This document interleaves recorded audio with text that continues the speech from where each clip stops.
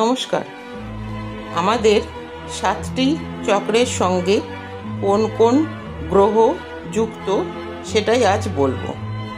মূলাধার চক্র মঙ্গল গ্রহ, স্বাধিষ্ঠান চক্র বুধ গ্রহ, মণিপুর চক্র বৃহস্পতি গ্রহ, অনাহত চক্র শুক্র গ্রহ, বিশুদ্ধ চক্র শনি গ্রহ, আজ্ঞা চক্র সূর্য গ্রহ, সহস্রার চক্র চন্দ্র গ্রহ।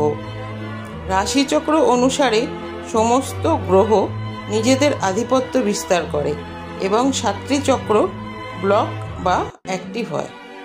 আমরা রেইকি, মেডিটেশন, অ্যাঞ্জেল নম্বর, সুইচ ওয়ার্ড, বৈদিক মন্ত্র এগুলোর সাহায্যে নিজেদের চক্রগুলো হিলিং করতে পারি।